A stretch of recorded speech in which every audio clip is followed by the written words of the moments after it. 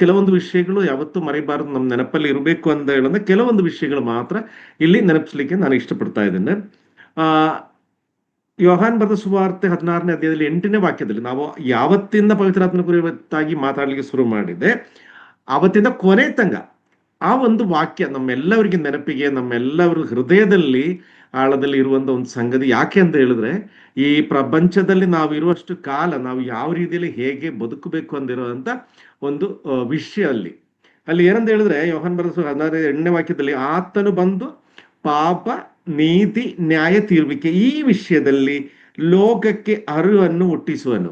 ಈ ಆತನು ಬಂದು ಅಂತ ಹೇಳಿ ನಿಮ್ಗೆಲ್ಲರಿಗೂ ಗೊತ್ತು. ಪವಿತ್ರಾತ್ಮನು ಬಂದಾದ್ಮೇಲೆ ವಿಶ್ವಾಸಿಗಳ ಜೀವನದಲ್ಲಿ ಏನೇನ್ ಕಾರ್ಯ ಆಗುತ್ತೆ, ಮೊದಲನೇದಾಗಿ ಪಾಪದ ಕುರಿತಾಗಿರೋದಂತ ಅರಿವನ್ನು ಕೊಟ್ಟು, ನೋಡಿ ಇದು ಪಾಪ, ಇದು ಸರಿ, ಇದು ತಪ್ಪು, ಇದು ಪಾಪ, ಇಂಥದ್ದು ಒಳ್ಳೆಯದು, ದೇವರಿಗೆ ಇಷ್ಟ ಆಗಿರೋದು, ಇದು ದೇವರಿಗೆ ಇಷ್ಟ ಆಗದಲ್ಲಿರೋದು, ಈ ವಿಷಯ ಬಗ್ಗೆ ತಿಳುವಳಿಕೆ. ಕಳೆದ ಭಾಗದಲ್ಲಿ ಎಲ್ಲ ನಾವು ನೋಡಿರೋದು ಅದೇನೆ. ಯಾಕಂದ್ರೆ ಬಾಯಿಂದ, ಶರೀರದಿಂದ, ಮನಸ್ಸಿಂದ, ಚಿಂತಗಳಿಂದ, ಹೃದಯದಿಂದ ನಾವು ಮಾಡುವಂತ ಪಾಪಗಳ ವಿಷಯದಲ್ಲಿ ನಾವು ನೋಡಿದ್ವಿ. ಅದರಲ್ಲಿ ಒಂದು ವಿಷಯ ಏನಂತ ಹೇಳಿದ್ರೆ, 1 ಪೇತ್ರ 4ನೇ ಅಧ್ಯಾಯ 1ನೇ ವಾಕ್ಯದಿಂದ 7ನೇ ಅಧ್ಯಾಯದಿಂದ ನೀವು ಮನೆಯಲ್ಲಿ ಓದ್ಕೊಳ್ಳಿ.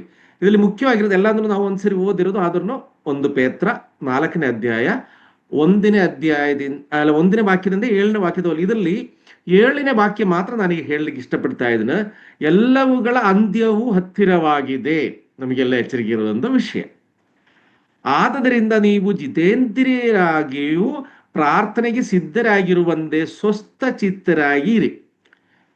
ಇದು ಆ ಟೈಮಲ್ಲಿ ನಾನು ಎಕ್ಸ್ಪ್ಲೈನ್ ಮಾಡಿದ್ರೆ, ಜಿತೇಂದ್ರಿಯ ಅಂತ ಹೇಳುವಾಗ ನಾವು ಮೇನ್ ಆಗಿ ಏನಂತ ಹೇಳಿದ್ರೆ, ಜಿತೇಂದ್ರಿಯ ಇಂದ್ರಿಯಗಳು, ಆ ಇಂದ್ರಿಯಗಳ ಆಸೆಗಳನ್ನು ಜಯಿಸುವಂತ ವ್ಯಕ್ತಿಗಳಾಗಿ ಜಿತೇಂದ್ರಿಯರಾಗಿರ್ಬೇಕು ಅಂತ ಹೇಳಿದ್ರೆ, ನಮಗೆ ಆಗಿರೋಂಥ ಆಸೆಗಳಿರುತ್ತೆ. ಯಾವ್ದು ಹೇಳಿ, 5 ಸೆನ್ಸಸ್ ಅಂತ ಹೇಳೋದು ನಿಮಗೆ ಎಲ್ಲರಿಗೂ ಗೊತ್ತಿರೋಂಥ ಟಚ್, ಸ್ಮೆಲ್ಲು, ಟೇಸ್ಟ್, ಹಿಯರು, ನೋಡುವಂತ, ಇದೆಲ್ಲದನ್ನು ಮನುಷ್ಯನಿಗೆ ಪ್ರಾಪಂಚಿಕವಾಗಿರೋಂಥ ಪ್ರಲೋಭನೆಗಳು, ಇಲ್ಲಾಂದ್ರೆ ಪ್ರಾಪಂಚಿಕವಾಗಿರೋಂಥ ಆಸೆಗಳು ಹುಟ್ಟಿಸುವಂತ ಕಾರ್ಯಗಳು.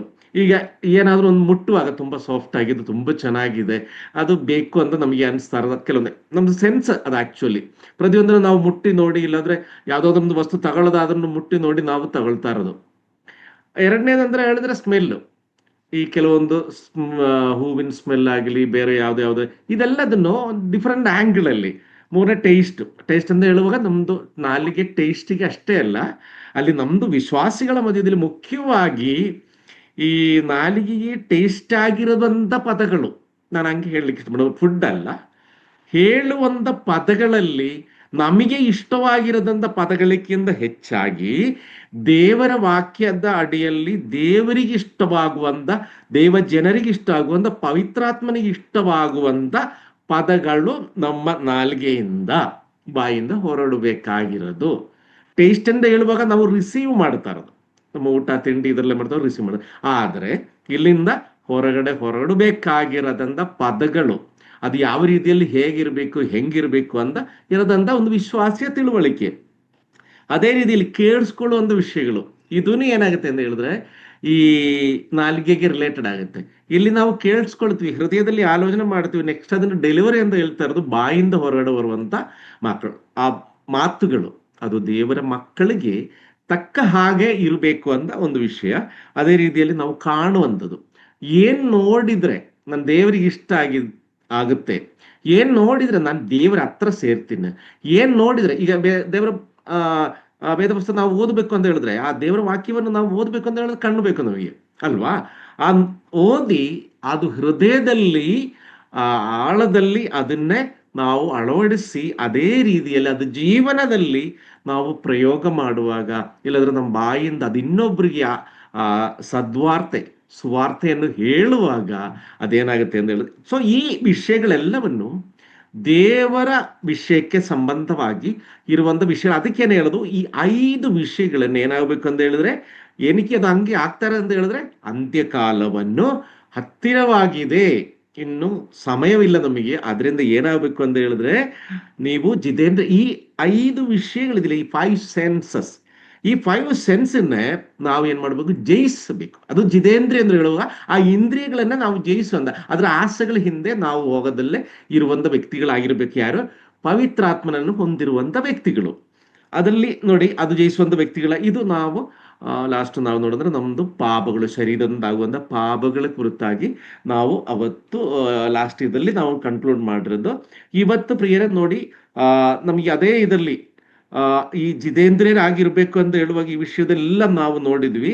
ಆದ್ರೆ ಇವತ್ತು ನಾವು ನೋಡ್ಬೇಕಾಗಿರೋದು ವಿಷಯ ಏನಂತ ಹೇಳಿದ್ರೆ, ಈ ಪಾಪ ನೀತಿ ನ್ಯಾಯ ತೀರುವಿಕೆ ಕುರಿತಾಗಿ ನಾವು ನೋಡುವಾಗ ಇದರಲ್ಲಿ ಆ ವಿಷಯ ಬರ್ತಾ ಇರೋದು ನಮಗೆ ಯಾವ ರೀತಿಯಲ್ಲಿ ಅಂತ ಹೇಳಿದ್ರೆ, ಪಾಪದ ಕುರಿತಾಗಿ ಬಂದಾದ್ಮೇಲೆ ಎರಡನೇದಾಗಿ ನಮಗೆ ಯಾವುದ್ರದ್ದು ಬಗ್ಗೆ ಪವಿತ್ರಾತ್ಮನು ಹೇಳಿಕೊಡ್ತಾನೆ ಅಂತ ಹೇಳುವಾಗ ಅದರಲ್ಲಿ ಮುಖ್ಯವಾಗಿ ಬರುವಂತ ಸಂಗತಿ ನೀತಿ.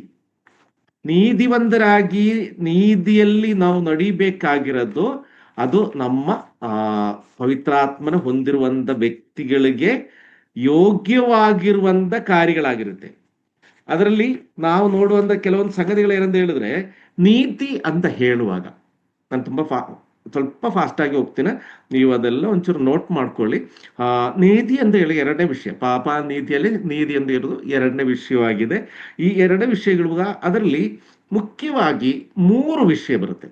ಒಂದು ಸತ್ಯದ ಮಾರ್ಗದಲ್ಲಿ, ಎರಡನೇ ನೈತಿಕತೆ ಮೊರಾಲಿಟಿಯಲ್ಲಿ ಜೀವಿಸುವಂಥದ್ದು, ಇನ್ನೊಂದು good conduct are good behaviour.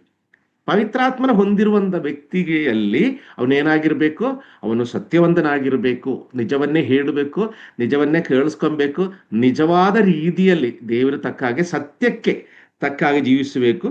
ಅದೇ ರೀತಿಯಲ್ಲಿ ಮೊರಾಲಿಟಿ, ಅವನ ಜೀವನದಲ್ಲಿ ಒಂದು ಮೊರಾಲಿಟಿ ಇರುತ್ತೆ. ಇನ್ನೊಬ್ಬರಿಗೆ ನೋಡಿ ಅವ್ರನ್ನ ನೋಡಿ ಕಲಿಯುವಂಥ ವಿಷಯ, ಇಲ್ಲಾಂದ್ರೆ ಅವ್ರನ್ನ ನೋಡಿ ಅವರೆಷ್ಟು ಟು ಬಿ ಟ್ರಾನ್ಸ್ಪರೆಂಟ್ ಆಗಿರುತ್ತೆ ಎಲ್ಲರ ಮುಂದೆ. ಈಗ ಕೆಲವರ ಮುಂದೆ ಟ್ರಾನ್ಸ್ಪರೆಂಟ್ ಆಗಿ, ಕೆಲವರ ಮುಂದೆ ಟ್ರಾನ್ಸ್ಪರೆಂಟ್ ಅಲ್ಲ, ಆ ರೀತಿಯಲ್ಲಿ ಅಲ್ಲ. ಸಮಾಜದಲ್ಲಿನೂ ಸಭೆಯಲ್ಲಿನೂ ಕುಟುಂಬದಲ್ಲಿನೂ ಟ್ರಾನ್ಸ್ಪರೆಂಟ್ ಆಗಿರುವಂತ ವ್ಯಕ್ತಿಗಳು. ಇಲ್ಲಿ ಈ ಸತ್ಯದ ಬಗ್ಗೆ ಹೇಳುವಾಗ ನಮಗೆ ಹೇಳುವಂತ ವಿಷಯ ಅಂದ್ರೆ, ಯೋಹಾನ್ ಬರೆದ ಸುವಾರ್ತೆ 14ನೇ ಅಧ್ಯಾಯ 6ನೇ ವಾಕ್ಯದಲ್ಲಿ ಯೇಸು ಅವನಿಗೆ, ನಾನೇ ಮಾರ್ಗವು ಸತ್ಯವೂ ಜೀವವೂ ಆಗಿದ್ದೇನೆ, ನನ್ನ ಮೂಲಕವಾಗಿ ಹೊರತು ಯಾರು ತಂದೆಯ ಬಳಿಯೇ ಬರುವುದಿಲ್ಲ. ಸೊ ನಮಗೆಲ್ಲ ಏನಂತ ಹೇಳಿದ್ರೆ, ಈ ಯೋಹಾನ್ ಸುವಾರ್ತೆಯಲ್ಲಿ ಹೇಳಿದ ಪ್ರಕಾರ ಏನಂತ ಹೇಳಿದ್ರೆ, ಪಾಪ ನೀತಿ ನ್ಯಾಯ ತೀರುವಿಕೆ ಇದೆಲ್ಲ ಅರಿವನ್ನು ಕೊಟ್ಟು ಏನಕ್ಕೆ ಪ್ರಿಪೇರ್ ಮಾಡ್ತಾರೆ, ವಿಶ್ವಾಸಿಗಳನ್ನ ಪ್ರಿಪೇರ್ ಮಾಡಿ ಆ ತಂದೆ ಮನೆಗೆ ಹೋಗ್ಲಿಕ್ಕೋಸ್ಕರ ಪ್ರಿಪೇರ್ ಮಾಡುವಂತ ದೊಡ್ಡ ಕೆಲಸ ಆಕ್ಚುಲಿ ಪವಿತ್ರಾತ್ಮನಿಗೆ ಇರೋದು. ಇಲ್ಲಿ ನೋಡಿ, ಅಲ್ಲಿ ಯೇಸು ಕ್ರಿಸ್ತನು ಹೇಳ್ತಾ ಇರೋದು, ಯೇಸು ಅವನಿಗೆ ನಾನೇ ಮಾರ್ಗವು, ನಾನೇ ಸತ್ಯವು, ನಾನೇ ಜೀವವು. ಈ 3 ವಿಷಯಗಳು, ಮಾರ್ಗ ಮತ್ತೆ ಸತ್ಯ ಜೀವ. ಅಂದ್ರೆ ಸತ್ಯದ ಮಾರ್ಗದಲ್ಲಿ ಜೀವಿಸುವಾಗ ಅವಾಗ ನಿಜವಾದ ನಿತ್ಯ ಜೀವವು ಪಡ್ಕೊಳ್ಬಹುದು ಅಂತ ಒಂದು ಹಿಂಡಲ್ಲಿ ಇದೆ. ಅದೇ ರೀತಿಯಲ್ಲಿ ನನ್ನ ಮೂಲಕ ಅಂದ್ರೆ ಕರ್ತನಾದ ಯೇಸು ಕ್ರಿಸ್ತನ, ಕಳೆದ ಭಾಗದಲ್ಲಿ ನಾವು ಒಂದ್ಸರಿ ಹೇಳಿದ್ವಿ, ಕ್ರಿಸ್ತನ ಭಾವವನ್ನು ಧರಿಸಿಕೊಳ್ಳಬೇಕು.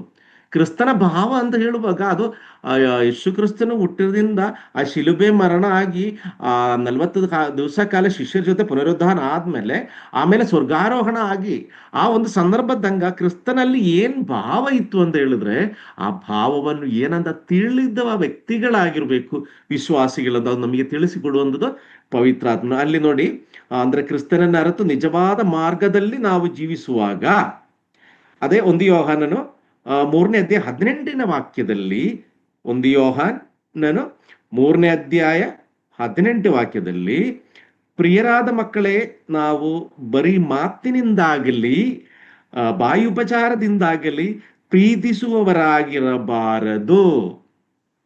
ಪವಿತ್ರಾತ್ಮನ ಕುರಿತು ಕಲಿತಿರುವ ವ್ಯಕ್ತಿಗಳು ನಾವೆಲ್ಲವರು ಯಾವುದೆಂತ ಹೇಳಿದ್ರೆ, ಬರೀ ಮಾತಿಂದ ಮಾತ್ರ, ಬಾಯಲ್ಲಿ ಎಷ್ಟು ಚೆನ್ನಾಗಿ ಬೇಕಾದ್ರೂ ಯಾರಿಗೆ ಬೇಕಾದ್ರೂ ಹೆಂಗ್ ಬೇಕಾದ್ರೂ ಮಾತಾಡ್ಬೋದು. ಬೇರೆಯವ್ರು ಕೇಳಿಸ್ಕೊಂಡು ನೋಡಿ ಎಷ್ಟು ಚೆನ್ನಾಗಿ ಮಾತಾಡ್ತಾ ಇದ್ದಾರೆ, ಎಷ್ಟು ಸುಂದರವಾಗಿ ಮಾತಾಡ್ತಾ ಇದ್ದಾರೆ, ಅದು ನೋಡಿ ಕಲಿಬೇಕು. ಪ್ರಿಯರೇ, ನಾವು ಕಲಿಬೇಕಾಗಿರೋದಲ್ಲ, ಆ ಹೃದಯದಲ್ಲಿ ಇರುವಂತ ಆ ಟ್ರಾನ್ಸ್ಪರೆನ್ಸಿ ಇದೆಯಲ್ಲ, ಕ್ರಿಸ್ತನಲ್ಲಿ ಇದ್ದಂತ ಅದೇ ಭಾವ.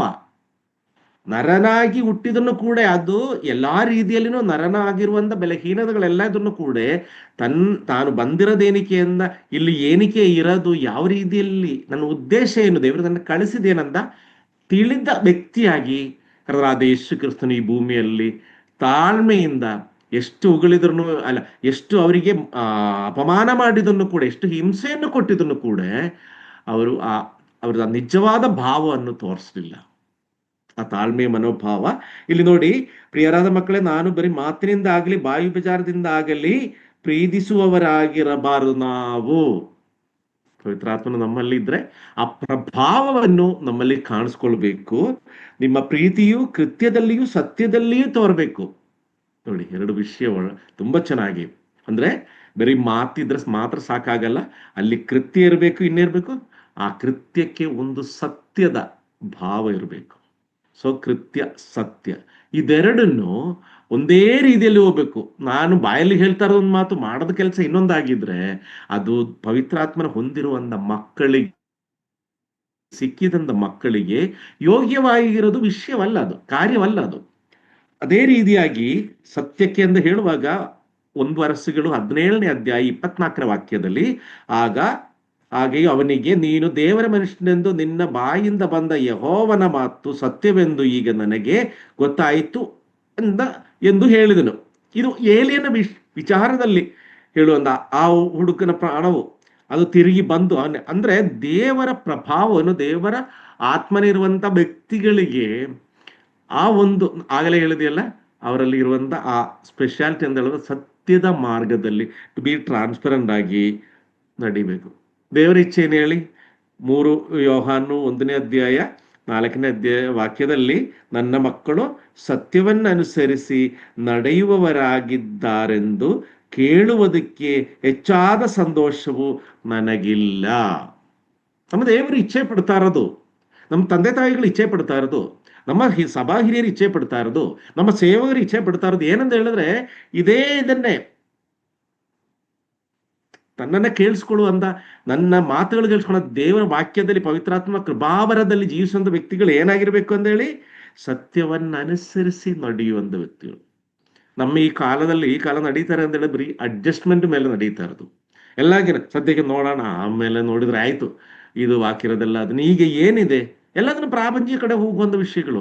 ಆದ್ರೆ ಪವಿತ್ರಾತ್ಮನ ನಿಜವಾದ ಪ್ರಭಾವವನ್ನು ಇರುವಂತ ವ್ಯಕ್ತಿಗಳು ಪ್ರಾಪಂಚಿಕದ ಕಡೆ ತಿರುಗಲ್ಲ. ಮೊದಲನೇದು ದೇವರ ಕಾರ್ಯ, ಆ ದೇವರು ಇರೋದ್ರಿಂದ, ದೇವರು ಕೃಪೆಯಿಂದ ಕರುಣೆಯಿಂದ ಇವತ್ತು ನಾನು ಬದುಕಿರೋದು, ಇವತ್ತು ನನಗೆ ಪ್ರಾರ್ಥನೆ ಮಾಡ್ಲಿಕ್ಕೆ ಆಗಿರೋದು, ಇವತ್ತು ನನಗೆ ಸಭೆಗೆ ಹೋಗ್ಲಿಕ್ಕೆ ಆಗಿರೋದು, ಈ ಸಂಜೆ ವೇಳೆ ತಂಗ ಇವತ್ತು ಊಟ ತಿಂಡಿ ಎಲ್ಲ ತಿಂದ್ಕೊಂಡು ಯಾವ ಅಪಘಾತ ಇಲ್ಲದಲ್ಲೇ ದುಃಖ ದುರಿದ ರೋಗಗಳು ಇರ್ಬೋದು, ಸಣ್ಣ ಪುಟ್ಟದಿರ್ಬೋದು, ಆದ್ರೆ ಆಯುಸ್ಸು ಕೊಟ್ಟಿದಾರಲ್ಲ ಪ್ರಿಯರೇ. ಇದಕ್ಕೇನೆ ಆ ಒಂದು ವಿಷಯದಲ್ಲಿ ಹೇಳ್ತಾ ಇರೋದು, ನನ್ನ ಮಕ್ಕಳು ಸತ್ಯವನ್ನು ಅನುಸರಿಸಿರುವಂತ ವ್ಯಕ್ತಿಗಳಾಗಿರ್ಬೇಕು ಅಂತೇಳಿ. ಅದೇ ರೀತಿಯಲ್ಲಿ ಯೋಹಾನ ಬರೆದ ಸುವಾರ್ತೆ 1ನೇ ಅಧ್ಯಾಯ 14ನೇ ವಾಕ್ಯದಲ್ಲಿ, ಆ ವಾಕ್ಯವೆಂಬುದನ್ನು ನರಾವತಾರ ಎತ್ತಿ ನಮ್ಮ ಮಧ್ಯದಲ್ಲಿ ವಾಸ ಮಾಡಿದನು, ನಾವು ಆತನು ಮಹಿಮೆಯನ್ನು ನೋಡಿದೆವು, ಆ ಮಹಿಮೆಯು ತಂದೆಯ ಬಳಿಯಿಂದ ಬಂದ ಒಬ್ಬನೇ ಮಗನಿಗೆ ಇರತಕ್ಕ ಮಹಿಮೆ, ಆತನ ಕೃಪೆಯಿಂದಲೂ ಸತ್ಯದಿಂದಲೂ ತುಂಬಿದವನಾಗಿದ್ದನು. ಹಾಗಿರುವಾಗ ನಮಗೋಸ್ಕರ ಆ ಕಲ್ವಾರಿ ಶಿಲುಬೆಯಲ್ಲಿ ತನ್ನ ರಕ್ತವನ್ನು ಸುರಿಸಿದಂತ ಆ ಕರ್ತನಾದ ಯೇಸು ಕ್ರಿಸ್ತನು, ಆ ಯೇಸು ಕ್ರಿಸ್ತನ ಮಕ್ಕಳಂದ ಶಿಷ್ಯರಿಂದ ಅವಕಾಶವನ್ನು ಹೇಳುವಂತ, ನಾನು ಯಾರು ಅಂತ ಹೇಳುವಾಗ ನಾನು ಕ್ರಿಸ್ತನನ್ನು ಹಿಂಬಾಲಿಸುವಂತ ವ್ಯಕ್ತಿ ಅಂತ ಹೇಳುವಾಗ, ಆ ಕ್ರಿಸ್ತನಲ್ಲಿರುವಂತ ಆ ಸತ್ಯದ ಮನೋಭಾವವನ್ನು, ಆ ಮಾರ್ಗದಲ್ಲಿ ನಡೆಯುವಂತ ವ್ಯಕ್ತಿಗಳಾಗಿ ನಾವು ಇರಬೇಕು ಅಂತ ಪವಿತ್ರಾತ್ಮನ ನಮಗೆ ದೇವರ ವಾಕ್ಯದಲ್ಲಿ ಹೇಳ್ತಾ ಇರೋದು. 2ನೇ ವಿಷಯ ಅಂತ ಹೇಳಿದ್ರೆ ಮೊರಾಲಿಟಿ, ನೈತಿಕತೆ ಅಂತ ಹೇಳ್ತಾರಲ್ಲ, ನಾವು ಜೀವಿಸುವಂತ ರೀತಿಯಲ್ಲಿ ಒಂದು ನೀತಿಯ ಸ್ವಭಾವವನ್ನು, ಅದೇ ರೀತಿಯಲ್ಲಿ ಒಂದು ಎಥಿಕ್ಸ್ ಇರುತ್ತೆ. ನಾನು ಇಂಥ ಕೆಲಸ ಮಾಡಲ್ಲ, ಇಂಥ ರೀತಿಯಲ್ಲಿ ನಾನು ಮಾತಾಡಲ್ಲ, ಇಂಥ ರೀತಿಯಲ್ಲಿ ನಾನು ಹೆಂಗೆಂಗೋ ನಡೆಯಲ್ಲ, ನಾನು ಯಾರ್ಯಾರೋ ಮುಂದೆ ಎಲ್ಲೆಲ್ಲೋ ಹೋಗಿ ಕೂರಲ್ಲ. ಯಾಕೆಂದ್ರೆ ನನ್ನೊಳಗೆ ಕೂತಿರೋದು ದೇವರ ಆತ್ಮನು. ಹಂಗಿರುವಾಗ ಆ ಒಂದು ಸ್ಥಾನವನ್ನು ನಾನು ಎಲ್ಲಿರ್ಬೇಕು, ಹೇಗಿರ್ಬೇಕು, ನಾನೇನ್ ಮಾಡ್ಬೇಕು, ಹೆಂಗೆ ನಡಿಬೇಕು, ಏನ್ ಕೆಲಸ ಮಾಡ್ಬೇಕು, ಇದ್ರ ಬಗ್ಗೆ ಎಲ್ಲದನ್ನು ತಿಳಿದಿರುವಂತ ವ್ಯಕ್ತಿಗಳ ಈ ಮೊರಾಲಿಟಿ ಅಂತ ಹೇಳುವಾಗ ಒಂದು 7 ವಿಷಯದ ನಾನು ಅವತ್ತು ಹೇಳಿದ್ರಿಂದ ಸುಮ್ಮನೆ ಹೇಳಿ ಹೋಗ್ತೀನಿ. ಒಂದೇನಂದ್ರೆ ಸನ್ನಡತೆ, ಒಳ್ಳೆ ನಡತೆಯನ್ನು ಇರುವಂತ ವ್ಯಕ್ತಿ. 2ನೇದು ಒಳ್ಳೆ ವರ್ತನೆ, ಇನ್ನೊಬ್ಬರ ಜೊತೆ ನಾವು ಯಾವ ರೀತಿಯಲ್ಲಿ ಇಂಟ್ರಾಕ್ಷನ್ ಆಗ್ತಾ ಇರೋದು ಅದು ಒಳ್ಳೇದಂತ ಎಲ್ಲವರು ಹೇಳುವಂತ, ಒಳ್ಳೇದ ಬೇರೆಯವ್ರು ಹೇಳೋದಷ್ಟೇ ಅಲ್ಲ, ದೇವರಾತ್ಮನಿಗೇನು ಅನಿಸ್ಬೇಕು, ದೇವರಿಗೇನು ಅನಿಸ್ಬೇಕು. ಆ ದೇವರ ವಾಕ್ಯದ ಅಡಿಯಲ್ಲಿ ನನ್ನ ಮಗನ ಮಗಳು ನಡೀತಾ ಇದ್ದಾರೆ ಅಂತ. 3ನೇ ವಿಚಾರ ಸದಾಚಾರ, ಒಳ್ಳೆ ಒಳ್ಳೆ ಆಚಾರಗಳನ್ನು, ಒಳ್ಳೆ ಒಳ್ಳೆ ವಿಷಯಗಳನ್ನು ದೇವರ ವಾಕ್ಯದ ಪ್ರಕಾರ ನಾನು ಹೇಗೆ ಜೀವಿಸಬೇಕು ಅಂತ ಇರೋದಂತ ಒಳ್ಳೆ ಒಳ್ಳೆ ವಿಷಯಗಳು. ನೀತಿಶಾಸ್ತ್ರ, ಈ ನೀತಿಶಾಸ್ತ್ರದ ಬಗ್ಗೆ ಆ ಅರಿವನ್ನು ಇರುವಂತ ವ್ಯಕ್ತಿಗೆ, ತಿಳಿದಿರೋಂಥ ವ್ಯಕ್ತಿಗೆ ದೇವರ ನೀತಿ, ಮನುಷ್ಯರ ನೀತಿ, ಇದೇ ತರ ಹಲವಾರು ನೀತಿಗಳಿದೆ ಈ ಪ್ರಪಂಚದಲ್ಲಿ. ಪ್ರಾಣಿಗಳಿಗೆ ಇನ್ನೊಂದು ನೀತಿ, ಅದರ ದುಡ್ಡಿರೋರಿಗೆ ಇನ್ನೊಂದು ನೀತಿ, ದುಡ್ಡಿಲ್ಲದ್ರೆ ಬಡವರಿಗೆ ಇನ್ನೊಂದು ನೀತಿ, ಈ ರೀತಿಯಲ್ಲಿ ಹಲವಾರು ನೀತಿಗಳಿದೆ. ಆದ್ರೆ ದೇವರ ಮಕ್ಕಳು ತಿಳಿಬೇಕಾಗಿರೋದು ನೀತಿಶಾಸ್ತ್ರ ಅದು ಯಾವುದು ಅಂತ ತಿಳಿದ ವ್ಯಕ್ತಿಗಳಾಗಿ ನಾವು ಜೀವಿಸಬೇಕಾಗಿರೋದು. ಅದೇ ರೀತಿಯಲ್ಲಿ ಆ ಧರ್ಮ ಪದ್ಧತಿ, ಧರ್ಮ ಪದ್ಧತಿ ಅಂತ ಹೇಳುವಾಗ ಅದು ಹೃದಯಪೂರ್ವಕವಾಗಿ ಕಷ್ಟ ದುಃಖ ನೋವು ಅನುಭವಿಸಿರೋ ವ್ಯಕ್ತಿಗಳಿಗೆ ಅಷ್ಟೇ ಅಲ್ಲ, ನಮ್ಮ ಹೃದಯದಲ್ಲಿನೂ ನಮ್ಮ ಮನೋಭಾವದಲ್ಲಿನೂ ಇನ್ನೊಬ್ಬರಿಗೆ ಕನೀಕರಿಸುವಂತ ಮನೋಭಾವವನ್ನು ನಮ್ಮಲ್ಲಿ ಇರಬೇಕು. ಅದೇ ರೀತಿಯಲ್ಲಿ ನಮ್ಮ ದೇವರ ಇದರಲ್ಲಿ ದೇವರ ಶಾಸ್ತ್ರದಲ್ಲಿ, ಅದೇ ರೀತಿಯಲ್ಲಿ ಸತ್ಯವೇದದಲ್ಲಿ ಹೇಳೋದು ಧರ್ಮ ಪ್ರಕಾರ ಜೀವಿಸುವಂತ ವ್ಯಕ್ತಿಗಳಾಗಿ ನಾವಿರಬೇಕು. ಇದಕ್ಕೆ ನಾನು ಕಳೆದ ಸೇರಿನೂ ಹೇಳಿದ್ದೀನಿ, ಇದು ಬೇರೆ ಏನು ಬೇಕಾಗಿಲ್ಲ. ನಮ್ಮ ಪವಿತ್ರಾತ್ಮನ ಜೊತೆ, ನಮ್ಮ ದೇವರ ಆತ್ಮನ ಜೊತೆ ಕಮ್ಯುನಿಕೇಶನ್, ಆ ಒಂದು ಕಮ್ಯುನಿಕೇಶನ್ ಆದ್ಮೇಲೆ ಕಳಿಸಿಟ್ಟು ಹೇಳಿದೆ, ಪ್ರಾರ್ಥನೆ ಮಾಡುವಾಗ ನಾವು ಪ್ರಾರ್ಥನೆ ಮಾಡ್ತಾ ಇರ್ತೀವಿ, ಆದ್ರೆ ಅಲ್ಲಿಂದ ಏನ್ ರಿಪ್ಲೈ ಬರುತ್ತೆ ಅಂತ ಹೇಳಲಿಕ್ಕೆ ನಮಗೆ ಸಮಯ ಇಲ್ಲ, ಸಾವಕಾಶ ಇಲ್ಲ. ನಾವೆದ್ದು ಎಲ್ಲೆಲ್ಲೋ ಏನಕ್ಕೆ ಯಾವುದಕ್ಕೂ ಸುಮ್ಮನೆ ಆ ಕಡೆ ಹೋಗಿ ಮೊಬೈಲ್ ತೊಡ್ಕೊಂಡು ಕೂತಿರ್ಬೋದು. ಆದ್ರೆ ಈ ಪ್ರೇಯರ್ ಹಂಗಾದ್ರೆ ಅಷ್ಟಾದ್ರೂ ಬೇಗ ಮುಗಿಸ್ಕೊಂಡು ಹೋಗ್ಬೇಕು ಅಂತ ಒಂದು ಬಿಟ್ರೆ, ಆ ದೇವರಿಗೆ ಕಿವಿ ಕೊಡುವಂತ ಮಕ್ಕಳಾಗಿ ನಾವು ಜೀವಿಸಬೇಕು. ಪ್ರಿಯರೇ, ನೋಡಿ 2 ತಿಮೋತಿ 1ನೇ ಅಧ್ಯಾಯದಿಂದ 5ನೇ ವಾಕ್ಯ ತಂಗ ನೀವು ನೋಟ್ ಮಾಡ್ಕೊಳ್ಳಿ, ಮನೆಯಲ್ಲಿ ಆಮೇಲೆ ನೋಡ್ಕೊಳ್ಳಿ ಒಂದ್ಸರಿ. 2 ತಿಮೋತಿ 1ನೇ ಅಧ್ಯಾಯ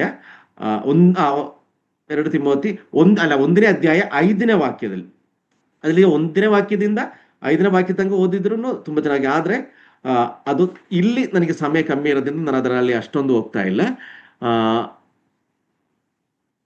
ನೋಡಿ, 5ನೇ ವಾಕ್ಯದಲ್ಲಿ ಭಕ್ತಿಯ ವಿಷಯವಿದ್ದು ಅದರ ಬಲವನ್ನು ಬೇಡವೆನ್ನುವವರು ಆಗಿರುವವರು ಇಂದವರೇ ಸಹವಾಸವನ್ನು ಮಾಡಿದ್ರು. ಅಂದ್ರೆ ದೇವರ ಭಕ್ತಿಯಿಂದ, ಭಯಭಕ್ತಿಯಿಂದ ನಾವು ತುಂಬಾ ದೂರ ಹೋಗಬಾರದು ಅಂತ ಒಂದು ವಿಷಯ ಇಲ್ಲಿ ಹೇಳ್ತಾ ಇದ್ದೇನೆ. ರೋಮಾಪುರದವರಿಗೆ ಬರೆದ ಪತ್ರಿಕೆ 6ನೇ ಅಧ್ಯಾಯದಲ್ಲಿ 17ನೇ ವಾಕ್ಯದಿಂದ 19ನೇ ವಾಕ್ಯದಲ್ಲಿನೂ ಇದೇ ಹೇಳ್ತಾ ಇರೋದು.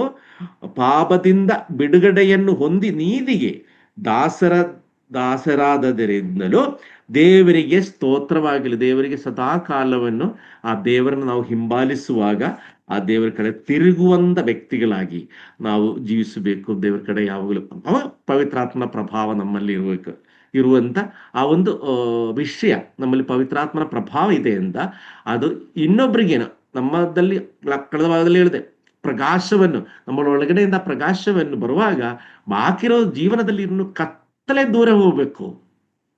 ನಮ್ಮಲ್ಲಿ ಪ್ರಕಾಶ ಬಂದಿರೋ ಆ ಕತ್ತಲೆ ಅಲ್ಲಿಂದ ಹೋಗ್ತಾ ಇಲ್ಲ ಅಂತ ಹೇಳಿದ್ರೆ, ಅಲ್ಲಿ ಪ್ರಕಾಶಕ್ಕೆ ಏನೋ ಒಂದು ಪ್ರಾಬ್ಲಮ್ ಇದೆ. ಮೇಲೋದು ಮುಂಚೆ ಎಲ್ಲ ಫಸ್ಟ್ ಕರೆಂಟ್ ಎಲ್ಲ ನಮ್ಮೂರಲ್ಲಿ ಸಿಗುವಾಗ ಈ ಸಂಜೆ ಒಂದು 6 ಗಂಟೆ ಮೇಲೆ ವೋಲ್ಟೇಜ್ ಕಮ್ಮಿ ಆಗುತ್ತೆ. ತುಂಬಾ ಕಮ್ಮಿ ಆಗಿ ಒಂದು 8-8:30 ಅಷ್ಟೊತ್ತಿಗೆ ಅದು ಜಸ್ಟ್ ಹಿಂಗೆ ಕಾಣಿಸುತ್ತೆ. 8:30 ಆದ್ಮೇಲೆ ಅಂಗಡಿಗಳೆಲ್ಲ ಕ್ಲೋಸ್ ಆಗುತ್ತೆ, ಕೆಲವರೆಲ್ಲ ಬೇಗ ಆಮೇಲೆ ತರದ್ರ ಬರ್ತಾ ವೋಲ್ಟೇಜ್ ಜಾಸ್ತಿ ಆಗುತ್ತೆ. ರಾತ್ರಿ ಒಂದು 11 ಗಂಟೆ 12 ಗಂಟೆ ಫುಲ್ ಬ್ರೈಟ್ನೆಸ್ ಇರುತ್ತೆ. ಪ್ರಿಯರೇ, ವಿಶ್ವಾಸಿಗಳ ಜೀವನದಲ್ಲಿ ಈ ರೀತಿಯಲ್ಲಿ ಇರಬಾರದು. ನಮ್ಮಿಂದ ಪ್ರಕಾಶವನ್ನು ಹೊರಗಡೆ ಹೋಗುವಾಗ ಇನ್ನೊಬ್ಬರ ಜೀವನದಲ್ಲಿ, ನಮ್ಮ ಜೀವನದಲ್ಲಿನೋ ಇನ್ನೊಬ್ಬರ ಜೀವನದಲ್ಲಿನೋ, ನಮ್ಮ ಹತ್ರ ಅಕ್ಕಪಕ್ಕದಲ್ಲಿ ಜೀವನದಲ್ಲಿನೋ ಏನಾದ್ರೂ ಕತ್ತಲೆ ಇದ್ರೆ ಅದು ದೂರ ಹೋಗ್ಬೇಕು. ಅದಕ್ಕೆ ಏನಾಗಬೇಕು ಹೇಳಿ, ನಮ್ಮಿಂದ ಪ್ರಭಾವವನ್ನು, ಆ ದೇವರ ಆತ್ಮನ ಪ್ರಕಾಶವನ್ನು ಹೊರಗಡೆ ಬರಬೇಕಾಗಿದೆ. ಮೂರನೇ ವಿಷಯ ಯಾವುದಂತ ಹೇಳಿದ್ರೆ ಗುಡ್ ಬಿಹೇವಿಯರ್, ಒಳ್ಳೆ ಸ್ವಭಾವ, ಇಲ್ಲಾಂದ್ರೆ ಒಳ್ಳೆ ನಡತೆ ಅಂತ ಹೇಳ್ತೀವಿ. ಈ ಒಳ್ಳೆ ನಡತೆ ಅಂತ ಹೇಳುವ ಕೊಲೊಸ್ಸೆಯವರಿಗೆ ಬರೆದ ಪತ್ರಿಕೆ 3ನೇ ಅಧ್ಯಾಯ 12ನೇ ವಾಕ್ಯದಿಂದ 14ನೇ ವಾಕ್ಯ ತನಕ ನೀವು ನೋಟ್ ಮಾಡಿ ಆಮೇಲೆ ನೀವು ಓದ್ಕೊಳ್ಳಿ ಒಂದ್ಸರಿ. ಯಾಕಂದ್ರೆ ಇದೆಲ್ಲವನ್ನು ನಿಮಗೆ ಹಂಗೆ ಹುಡುಕಿದ್ರೆ ಸಿಕ್ಕಲ್ಲ. ಅದಕ್ಕೋಸ್ಕರನೇ ನಾನು ಹಿಂಗೆ ಒಂದೊಂದಾಗಿ ಹೇಳ್ತಾ ಇರೋದು. ನೋಡಿ, ಹೀಗಿರಲಾಗಿ ನೀವು ದೇವರಿಂದ ಆರಿಸಿಕೊಂಡವರು, ಪ್ರತಿಷ್ಠಿತರು, ಪ್ರಿಯರು. ನಾವು ಯಾರು ಅಂತ ಇದನ್ನೆಲ್ಲ ಕುರಿತು ನಾವು ತಿಳಿದವರಾದ್ಮೇಲೆ, ರಕ್ಷಣೆ ಹೊಂದಿದೆ, ಯಶಸ್ಸಾನ ತಗೊಂಡಾದ್ಮೇಲೆ ನಾವು ಯಾರು, ನಮ್ಮ ಪೊಸಿಷನ್, ನಾನು ಆಗಲೇ ಹೇಳಿದ್, ನಾವೆಲ್ಲಾದ್ರೂ ಹೋಗುವಾಗ ಏನ್ ಮಾಡ್ಬೇಕು, ಹೆಂಗಿರ್ಬೇಕು, ಯಾವ ರೀತಿಯಲ್ಲಿ. ಯಾಕಂದ್ರೆ ಪವಿತ್ರಾತ್ಮನ ನಮ್ಮ ಹೃದಯ, ದೇವರಾತ್ಮನ ನಮ್ಮ ಹೃದಯದಲ್ಲಿ ಇರೋದ್ರಿಂದ, ಹೀಗಿರಲಾಗಿ ನೀವು ದೇವರಿಂದ ಆರಿಸಿಕೊಂಡವರು, ಪ್ರತಿಷ್ಠಿತರು, ಪ್ರಿಯರೂ ಆಗಿರುವುದರಿಂದ ಕನಿಕರ, ದಯೆ, ದೀನ ಭಾವ, ಸಾತ್ವಿಕತ, ದೀರ್ಘಶಾಂತಿ ಎಂಬ ಸದ್ಗುಣಗಳನ್ನು ಧರಿಸಿಕೊಳ್ಳಿ. ನಾನು ಆಗಲೇ ಹೇಳಿದೆಯಲ್ಲ, ಈ ಪ್ರಕಾಶವನ್ನು ಹೊರಗಡೆ ಬರುವಾಗ, ಇಲ್ಲಾಂದ್ರೆ ಈ ರೀತಿಯಲ್ಲಿ ಒಂದು ಪ್ರಭಾವ ಬೇರೆಯವ್ರ ಜೀವನದಲ್ಲಿ ಕತ್ತಲೆಯನ್ನು ಹೋಗ್ಬೇಕು ಅಂತ ಹೇಳಿದ್ರೆ, ನಮ್ಮಿಂದ ಹೋಗ್ಬೇಕು ಅಂತ ಹೇಳಿದ್ರೆ, ಈ ಸ್ವಭಾವಗಳು ಪವಿತ್ರಾತ್ಮನ ಕೃಪಾವರದಿಂದ. ಇದೆಲ್ಲ ಯೇಸು ಕ್ರಿಸ್ತನಲ್ಲಿ ಇದ್ದಂಥ ಭಾವಗಳು. ಅದು ನಮ್ಮಲ್ಲಿನೇ ಬರಬೇಕು. ಕನಿಕರ ಸ್ವಭಾವ, ದಯೆ, ದೀನಭಾವ, ಸಾತ್ವಿಕತ, ದೀರ್ಘ ಶಾಂತಿ. ನಮಗೆ ಇಲ್ಲದಲ್ಲಿ ಇರೋದು ಎಲ್ಲ, ಬಾಕಿ ಇರೋದೆಲ್ಲ ಅಡ್ಜಸ್ಟ್ ಮಾಡ್ಬೋದು. ಈ ಶಾಂತಿ, ದೀರ್ಘ ಶಾಂತಿ ಇರೋದಿಲ್ಲ. ಶಾಂತಿ ಇರುತ್ತೆ, ಅದದ್ದು 2 ಸೆಕೆಂಡ್ ಏನೋ ಒಂದು ಪ್ರವೋಕ್ ಆಗಿದ್ರೆ ಮುಗೀತು ನಮ್ಮ ಕತೆ. ಅವಾಗಿರೋದು ನಮ್ಮ ಬಾಯಿಂದ ಬರೋದು ಮಾತುಗಳಾಗಲಿ, ನಮ್ಮ ಆಲೋಚನೆಗಳಿಲ್ಲದ ಮಾತುಗಳಾದ್ರೆ, ಹೃದಯ ಆಲೋಚನೆಗಳ ಮಾತುಗಳಾದ್ರೆ, ಅದು ಏನೇನೋ ಈ ಪ್ರಾಪಂಚಿಕವಾಗಿರೋದ ವಿಷಯಗಳಿರುತ್ತೆ. ಪ್ರಿಯರೇ, ದೀರ್ಘ ಶಾಂತಿ ನಮ್ಮನ್ನು ನೋಡಿ ಕ್ರಿಸ್ತನ ಯೇಸುವಿನ ಹಿಂಬಾಲಿಸುವಂಥವುಗಳು ಆ ಪಾಪ ಅವ್ರು ಅಷ್ಟು ನೋವು ಶಿಲುಬೆಯಲ್ಲಿ ಅನುಭವಿಸಿದ್ರು ಯಾರಿಗೇನೇನು ಹೇಳಿಲ್ಲ.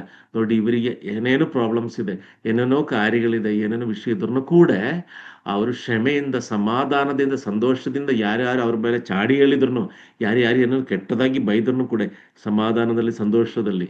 ಈ ಕಾಲದಲ್ಲಿ ಇನ್ನೊಂದು ವಿಷಯ ಇದೆ. ಈ ವಿಶ್ವಾಸಿಗಳಿಗೆ ಅವ್ರದ್ದು ರೀತಿಯಲ್ಲಿ ಅವರಿಗೆ ಒಂಥರ ಕೆಟ್ಟದನ್ನ, ಇಲ್ಲಾಂದ್ರೆ ಅವ್ರದ್ದು ಒಳಗಡೆ ಇರುವಂತ ಆ ಪವಿತ್ರಾತ್ಮನ ಹೊರಗಡೆ ಬರೋದಲ್ಲಿ ಅವ್ರ ಜೀವನವನ್ನು ಕತ್ತಲೆ ಮಾಡೋದಂತ ಕೆಲವೊಂದು ಕೆಲಸ ಇರುತ್ತೆ. ಯಾಕೆಂದ್ರೆ ಹೇಳಿ, ಯಾರೋ ಒಬ್ರು ಬೈದ್ರು, ಯಾರೊಬ್ರು ಬ್ರದರು ಇನ್ನೊಬ್ರು ಬ್ರದರ್ಗೆ ಬೈದ್ರು.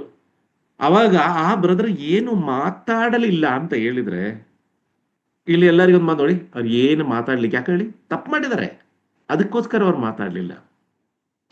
ಮಾತಾಡಿದ್ರೆ ದೀರ್ಘ ಶಾಂತಿ ಇಲ್ಲ, ಕ್ಷಮೆ ಇಲ್ಲ ನಿಮಗೆ ಎಂದ. ನೋಡಿ, 2 ವಿಧದಲ್ಲಿ ಬರುತ್ತೆ. ಆದರೆ ಪ್ರಿಯರ ವಿಶ್ವಾಸಿಗಳಾಗಿರೋ ನಮ್ಮ ಸ್ಟ್ಯಾಂಡ್ ಏನಂತ ಹೇಳಿದ್ರೆ, ಏನಾಗಲಿ, ಅವ್ರಿಗೆ ಏನಾದ್ರೂ ಅನ್ಕೊಳ್ಳಿ, ತಪ್ಪು ಮಾಡಿದೆ ಅಂತನ ಬೇರೆ ಏನಾದ್ರೂ ಅನ್ಕೊಳ್ಳಿ, ನಾವು ದೇವರ ವಾಕ್ಯದಲ್ಲಿ ಏನು ಹೇಳ್ತಾ ಇದೆ, ಆ ದೇವರ ವಾಕ್ಯದ ಅಡಿಯಲ್ಲಿ ದೇವರಿಗೆ ಒಪ್ಪಿಸಿ, ದೇವರೇ ನಿನ್ನ ವಾಕ್ಯದಲ್ಲಿ ಹೇಳಿದೆಯಲ್ಲ, ಅದರಿಂದ ಕ್ಷಮ ನನಗೆ ಕೊಡಿ, ನನಗೆ ದೀರ್ಘ ಶಾಂತಿಯನ್ನು ಕೊಡು, ಏನೇನು ಯಾರೇನು ಹೇಳಿದ್ರು ಅವ್ರು ಏನು ಮಾತಾಡೋದಲ್ಲೇ ಎಲ್ಲ ನಿನಗೆ ಒಪ್ಪಿಸ್ತಾನೆ ಅಂತ ಹೇಳುವಂತ ಆ ದೀರ್ಘ ಶಾಂತಿ ಮನೋಭಾವ ಇದೆಯಲ್ಲ, ಅದು ಪವಿತ್ರಾತ್ಮನ ಒಳಗೆ ಇರುವಂತ ವ್ಯಕ್ತಿಗಳಲ್ಲಿ ಕಾಣಿಸಿಕೊಳ್ಳುವಂತ ಕಾರ್ಯ. ಅದೇ ರೀತಿ ನೋಡಿ, ಸತ್ಗುಣಗಳನ್ನು ಧರಿಸಿಕೊಳ್ಳಿ ಅಂದ್ರೆ ಒಳ್ಳೆಯ ಸ್ವಭಾವ ಅಂತ ಹೇಳುವಾಗ ಇದೆಲ್ಲ ಇರಬೇಕು. 13ನೇ ವಾಕ್ಯದಲ್ಲಿ ಮತ್ತೊಬ್ಬನ ಮೇಲೆ ತಪ್ಪು ಹೊರಿಸುವುದಕ್ಕೆ ಕಾರಣವಿದ್ದರು. ಈ ಕಾಲ ತುಂಬಾ ಕೆಟ್ಟದ್ದು. ಆಗಲೇ ನಾವು ಹೇಳಿದೆ, ಇನ್ನು ತುಂಬಾ ಕಾಲವಿಲ್ಲ, ಹತ್ರ ಆಗಿದೆ, ಅಂತ್ಯಕಾಲ ಬರ್ಲಿಕ್ಕೆ ಹತ್ರ ಆಗಿದೆ ಅಂತ ಹೇಳುವಾಗ ಏನಾಗುತ್ತೆ ಅಂತ ಹೇಳಿದ್ರೆ, ಇನ್ನೊಬ್ಬರ ಮೇಲೆ ಕಾರಣ ಇಲ್ಲದಲ್ಲೇ ಇದ್ರು ಕೂಡ ಅವನ ಮೇಲೆ ಹೊಟ್ಟೆ ಕಿಚ್ಚ, ಇಲ್ಲ ಬೇರೆ ಯಾವುದೋ ಒಂದು ವಿಷಯದಲ್ಲಿ ಅವನ ಮೇಲೆ ಕಲಿಸುವಂತ ಜನ ಸಮಾಜದಲ್ಲಿ ನಾವು ಬದುಕ್ತಾರೆ. ಆದ್ರೆ ನಮ್ಮ ಒಳಗೆ ಪವಿತ್ರಾತ್ಮನ ಪ್ರಭಾವ ಇದ್ರೆ, ನಾವು ನಂಬಿ ನಮ್ಮ ಹೃದಯದಲ್ಲಿ, ನಮ್ಮ ದೇವರ ವಾಕ್ಯ ಪ್ರಕಾರ ನಾವು ನಂಬಿ ನಮ್ಮ ಹೃದಯದೊಳಗೆ ನಮ್ಮ ಪವಿತ್ರಾತ್ಮನ ಇದ್ರೆ ನಾವು ಏನ್ ಮಾಡ್ಬೇಕು ಹೇಳಿ, ಇನ್ನೊಬ್ಬರ ಮೇಲೆ ನಮಗೆ ಅನಿಸ್ತು ಅವ್ರು ಮಾಡಿದ ತಪ್ಪಾಯ್ತು, ಅವ್ರು ಮಾಡಬಾರ್ದಿತ್ತು, ನಮಗೆ ಅನಿಸ್ತು, ಆದ್ರೂ ಅದೇನ್ ಮಾಡ್ಬೇಕು ಅಂದೇಳಿ, ಮೇಲೆ ತಪ್ಪು ಹೋರಿಸೋದಿಕ್ಕೆ ಕಾರಣವಿದ್ರು ತಪ್ಪು ಹೋರಿಸದೆ ಒಬ್ಬರಿಗೊಬ್ರು ಸೈರಿಸಿಕೊಂಡು ಕ್ಷಮಿಸಿರಿ ಅಂತ ಹೇಳ್ತಾ ಇರೋದು. ಈ ಕ್ಷಮ ಮನೋಭಾವ ಕರ್ತನಲ್ಲಿತ್ತು. ಕರ್ತನಿಗೆ ಯಾರು ಹೆಂಗ್ ಬೈದ್ರು, ಏನು ಮಾತಾಡ್ಲಿಲ್ಲ. ಎಷ್ಟು ಹಿಂಸೆ ಕೊಟ್ಟಿದೆ, ಬರೀ ಮೆಂಟಲಿ ಅಷ್ಟೇ ಅಲ್ಲ, ಫಿಸಿಕಲಿನೂ ಅಷ್ಟೊಂದು ನೋವು ನನ್ನ ಪ್ರಕಾರ ಈ ಪ್ರಪಂಚದಲ್ಲಿ ಇನ್ಯಾರೂ ಅನುಭವಿಸ್ಲಿಲ್ಲ. ಅಷ್ಟು ಹಿಂಸೆ ಅನುಭವಿಸಿದ್ರು ಮಾತಾಡ್ಲಿಲ್ಲ. ನಮ್ಮ ಮನೋಭಾವವನ್ನು, ನಮ್ಮ ಹೃದಯದ ಪವಿತ್ರಾತ್ಮನ ನಮ್ಮಲ್ಲಿದ್ರೆ, ಯಾಕಂದ್ರೆ ನಮ್ಮ ಬಲಹೀನರು ಅಂತ ತಿಳಿದಾದ್ಮೇಲೆನೆ ಕರ್ತನಾದ ಯೇಸುಕ್ರಿಸ್ತನ ಇಷ್ಟು ಕಾಲ ಇವರ ಜೊತೆ ನಾನು ಇದ್ರೂ ಕೂಡ, 33 ವರ್ಷ ಕಾಲ ಇದ್ರೂ ಕೂಡ ಈ ಮನುಷ್ಯರ ಸ್ವಭಾವ ಎಲ್ಲ ನನಗೆ ಗೊತ್ತಾಗ್ಬಿಟ್ಟಿದೆ, ಎಲ್ಲ ಗೊತ್ತಾಗಿದೆ. ಇವರಿಗೆ ಒಬ್ಬರಿಗೆ ಆಗಲ್ಲ ಈ ಕೆಲಸ, ಒಳ್ಳೆ ಜೀವನವನ್ನು ನಡೆಸಲಿಕ್ಕೆ, ದೇವರ ದಾರಿಯಲ್ಲಿ ನಡೆಯಲಿಕ್ಕೆ ಇವ್ರಿಗೆ ಒಬ್ಬರಿಗೆ ಆಗಲ್ಲ. ಆಗಾಗ ಇವ್ರದ್ದು ಆ ಕಡೆ ಈ ಕಡೆ ಕಣ್ಮುಂದೆ ಬರ್ತಾ ಇರೋದು ಎಲ್ಲ ವಿಷಯನು, ಅದಕ್ಕೆ ಹೇಳ್ದು ಜಿತೇಂದ್ರಿಯರಾಗಿ ಇರ್ಲಿಕ್ಕೆ ಇವರಿಗೆ ಆಗಲ್ಲ. ಅದಕ್ಕೋಸ್ಕರನೇ ಪವಿತ್ರಾತ್ಮನನ್ನು, ನಾನು ಹೋಗಾದ್ಮೇಲೆ ನೀವು ಯಾರು ಎಲ್ಲಿ ಹೋಗಬಾರದು ಅಂತೇಳಿ 10 ದಿವಸ ಆದ್ಮೇಲೆ ಪವಿತ್ರಾತ್ಮನ ಕಳಿಸ್ಕೊಡ್ತಾನೆ. ನೋಡಿ, ಮತ್ತೊಬ್ಬನ ತಪ್ಪು ಹೊರಿಸಲಿಕ್ಕೆ ಈ ಕ್ಷಮ ಮನೋಭಾವ ನಮ್ಮಲ್ಲಿ ಇರಬೇಕು. 14ನೇ ವಾಕ್ಯದಲ್ಲಿ ನೋಡಿ, ಇದೆಲ್ಲಾದರ ಮೇಲೆ ಮುಖ್ಯವಾಗಿರೋದು ವಿಷಯ ಇಲ್ಲಿದೆ. ಇದೆಲ್ಲಾದರ ಮೇಲೆ ಪ್ರೀತಿಯನ್ನು ಧರಿಸಿಕೊಳ್ಳಿರಿ, ಅದು ಸಮಸ್ತವನ್ನು ಸಂಪೂರ್ಣ ಮಾಡುವ. ನೋಡಿ, ಸಮಸ್ತವನ್ನು ಸಂಪೂರ್ಣ ಮಾಡಬೇಕು ಅಂತ ಹೇಳುದು. ನಮಗೆ ಏನ್ ಬೇಕಾದ ಎಲ್ಲ ಕ್ಷಮಿಸ್ತೀನಿ, ಬಾಕಿರೋದೆಲ್ಲ ಮಾಡ್ತೀನಿ, ಆದ್ರೆ ನಮಗೆ ಪ್ರೀತಿ ಇಲ್ಲ. ದೇವರ ವಾಕ್ಯದಲ್ಲಿ ಹೇಳಿದ್ರೆ ನಾನು ಕ್ಷಮಿಸಿನಪ್ಪ, ಬೇರೆಯವರಿಗೆ ಕನಿಕರಿಸಬೇಕು ಅದು ನಾನು ಮಾಡಿದ್ದೀನಿ, ಬೇರೆಯವರಿಗೆ ದಯೆ ತೋರಿಸ ಅದು ದೀನ ಮನೋಭಾವ ಇದೆಲ್ಲ ನನ್ನಲ್ಲಿ ಇದೆ. ಇದೆಲ್ಲ ಏನು ಹೇಳಿ, ದೇವರ ವಾಕ್ಯದಲ್ಲಿ ಹೇಳಿದೆ ಅಂತ ಅನ್ಕೊಂಡು ನಾನು ಮಾಡ್ತಾ ಇದ್ದೀನಿ, ಬಿಟ್ರೆ ಅವ್ರ ಜೊತೆ ನಾನ್ ಮಾತಾಡಲ್ಲ.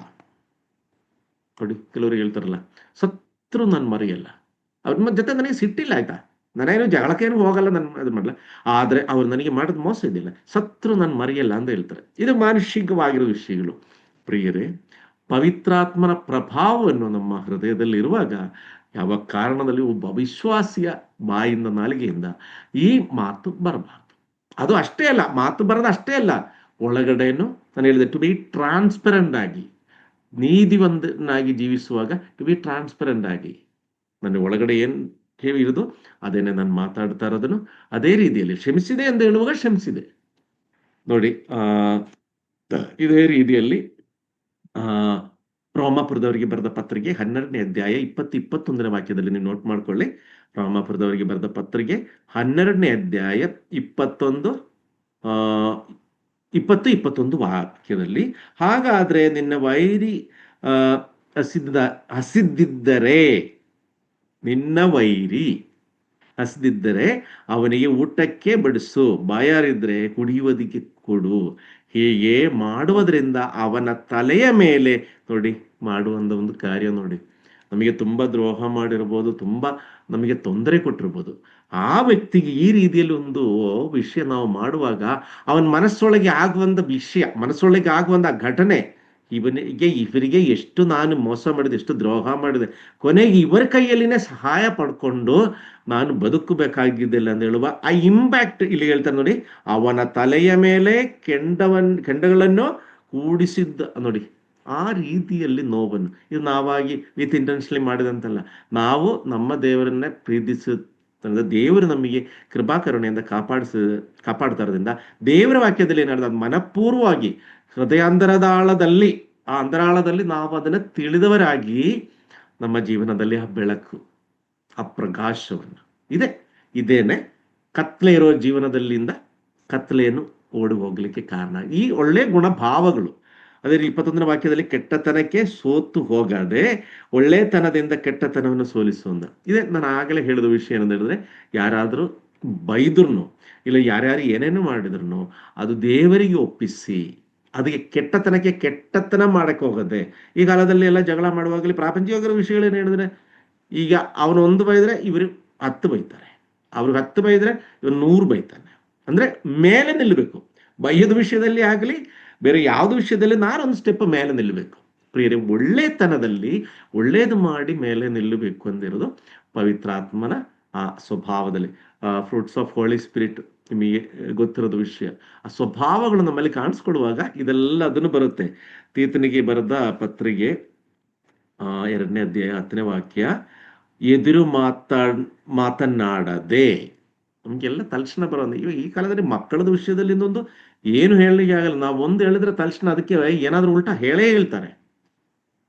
ದಯವಿಟ್ಟು ಪ್ರಿಯರಾದ ಎಲ್ಲರೂ ನಮ್ಮ ಮಕ್ಕಳಿಗೆ ಹೇಳಿಕೊಡಬೇಕು. ದೀಕ್ಷಣೆ ಒಂದು ದೀಕ್ಷಾ ಸ್ಥಾನ ತಗೊಂಡಿದ್ರೆ ಮೊದಲನೇದಾಗಿ ಅವ್ರು ಕಲಿಬೇಕಾಗಿರೋದು ಎದುರು ಹೇಳದಲ್ಲೇ, ಎದುರು ಮಾತಾಡದನ್ನೇ, ಯಾವುದನ್ನು ಕದ್ದಿಟ್ಟುಕೊಳ್ಳದೆ ಪೂರಾ ನಂಬಿಗಸ್ತರೆಂದು ಹೆಸರು ಹೊಂದಿ ನಮ್ಮ ರಕ್ಷಕನಾದ ದೇವರ ಉಪದೇಶಕ್ಕೆ ಎಲ್ಲಾ ವಿಷಯಗಳಲ್ಲಿ ಅಲಂಕಾರವಾಗಿರಬೇಕು. ಎಲ್ಲಾ ವಿಷಯದಲ್ಲಿ ಅಲಂಕಾರವಾಗಿರ್ಬೇಕು. ನಮಗೆ ಗೊತ್ತು, ಈಗ ಯಾವ್ದಾದ್ರು ಒಂದ್ ಕಡೆ ನಾವು ಒಂದು ಫಂಕ್ಷನ್ ನಡೀತಾರೆ, ಒಂದು ಮನೆಗೆ ಹೋಗಿದ್ರೆ, ಇಲ್ಲೊಂದು ಮನೆ ಓಪನಿಂಗ್ ಆಗಲಿ ಬೇರೆ ಯಾವ್ದಾದ್ರು, ಅಲ್ಲಿ ಎಲ್ಲ ಡೆಕೋರೇಟ್ ಮಾಡಿರ್ತಾರೆ. ವಿಧ ಕಲರ್ಲಿ ಇರೋದು, ಹೂಗಳಲ್ಲಿ ಬಾಕಿರೋದ್ರಲ್ಲಿ ಡೆಕೋರೇಟ್ ಮಾಡಿರ್ತಾರೆ. ಈ ಡೆಕೋರೇಟ್ ಮಾಡುವಾಗ ಯಾವ ರೀತಿ ನೋಡ್ಲಿಕ್ಕೆ ನಮ್ಗೆ ಏನಾಗುತ್ತೆ, ತುಂಬಾ ಸುಂದರವಾಗಿ, ತುಂಬಾ ಚೆನ್ನಾಗಿ ನೋಡ್ರಿ ಇದ್ರೆ ಒಂದು ಸಂತೋಷ ಆಗುತ್ತೆ.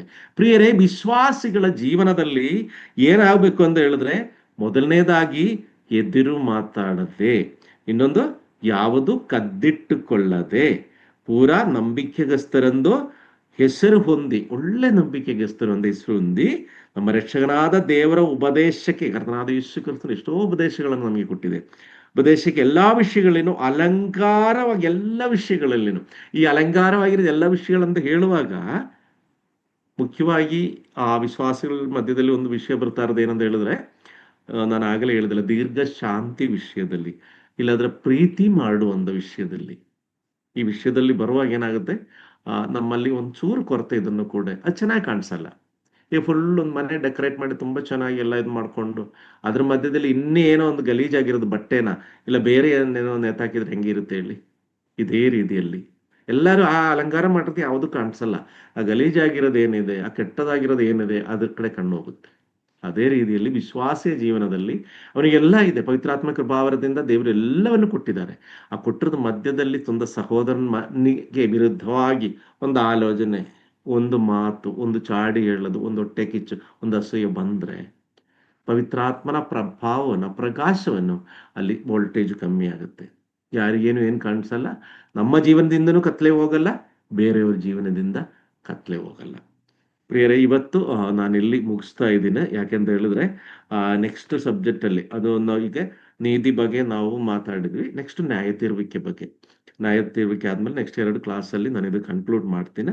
ಸೊ ಎಲ್ಲರನ್ನು ದಯವಿಟ್ಟು ಒಂದು ವಿಷಯ ಯಾವಾಗಲೂ ಎಲ್ಲರದ್ದು ಮನಸ್ಸಲ್ಲಿ ಇಟ್ಕೊಬೇಕಾಗಿರೋದು ವಿಷಯ ಏನಂತ ಹೇಳಿದ್ರೆ, ನಾನು ಆಗಲೇ ಹೇಳಿದೆಯಲ್ಲ, ಯೋಹಾನ್ ಬರೆದ ಸುವಾರ್ತೆಯಲ್ಲಿ ಆ ಪವಿತ್ರಾತ್ಮನ ದೇವರು ಏನಕ್ಕೆ ನಮಗೆ ಕಳಿಸ್ಕೊಟ್ಟಿರೋದು, ಯಾವ ಉದ್ದೇಶಕ್ಕೆ ನಮಗೆ ಕಳಿಸ್ಕೊಟ್ಟಿರೋದು ಎಂದಿರೋದು ಆ ನಮಗೆ ಪಾಪ, ನೀತಿ, ನ್ಯಾಯ ತೀರುವಿಕೆ ಬಗ್ಗೆ ನಮಗೆ ಹೇಳಿಕೊಟ್ಟು ನಮ್ಮನ್ನು ದೇವರ ದಾರಿಯಲ್ಲಿ ನಡೆಸಲಿಕ್ಕೋಸ್ಕರ ನಮಗೆ ಕೊಟ್ಟಿದ್ದಾರೆ.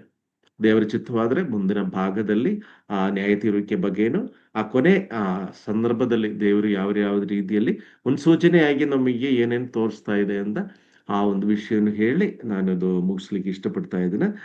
ದೇವರ ನಾಮಕ್ಕೆ ಸ್ತೋತ್ರವಾಗಲಿ. ಈ